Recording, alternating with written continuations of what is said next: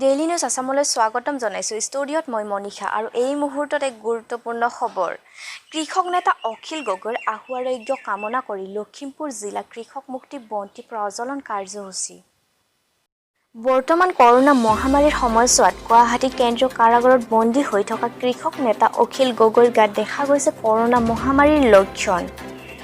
সকলোতে এই খবৰ বিয়পি পৰাত চিন্তিত হৈ পৰিছে অখিল গগৈৰ মাতৃকে ধৰি অখিল গগৈৰ অনুৰাগীসকল। অখিল গগৈৰ ওপৰত এটাৰ পিছত আন এটা গোচৰ জাপি দি অন্যায়ভাৱে জেলত বন্দী কৰি ৰখা বিষয়টোক মানি ল'ব পৰা নাই অখিল অনুৰাগীয়ে।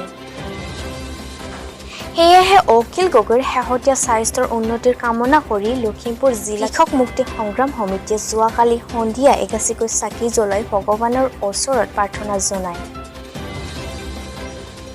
উক্ত বন্তি প্ৰজ্বলন কাৰ্যসূচীত ভাগ লৈ লখিমপুৰ জিলা কৃষক মুক্তি সংগ্ৰাম সমিতিৰ সভাপতি চাহানুৰ ইছলাম, তিনঠেঙীয়া আঞ্চলিক সভাপতি মফিদুল ইছলাম, সম্পাদক জেহৰুল ইছলাম আৰু লগতে বহুকেইজন কৃষক কৰ্মী।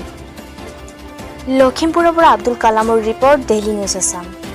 হাতমাদুৰী অখিল গগৈক বিজেপি চৰকাৰে কা বিৰোধী আন্দোলনৰ ভুৱা গোচৰত গুৱাহাটী কেন্দ্ৰীয় কাৰাগাৰত বন্দী কৰি থৈছে। গতিকে আমি আজি হঠাৎ খবৰ পালোঁ তেখেত কাৰাগাৰত অসুস্থ হৈ পৰিছে। তাৰ বাবে আমি তিনঠেঙীয়া আঞ্চলিক কৃষক মুক্তি সংগ্ৰাম সমিতি সকলো সংগ্ৰামী সতীৰ্থ মৰ্মাহত হৈ পৰিছোঁ। লগতে সকলো সংগ্ৰামী সতীৰ্থৰ ঘৰত আজি সন্ধিয়া চাকি জ্বলাই আমি আল্লাহ ভগৱানৰ ওচৰত প্ৰাৰ্থনা কৰিছোঁ। অখিল গগৈৰ দীৰ্ঘ আয়ু কামনা কৰিছোঁ। লগতে তেখেতে যাতে অতি সোনকালে আৰোগ্য হৈ উঠে তাৰ বাবে আল্লাহৰ ওচৰত প্ৰাৰ্থনা জনাইছোঁ।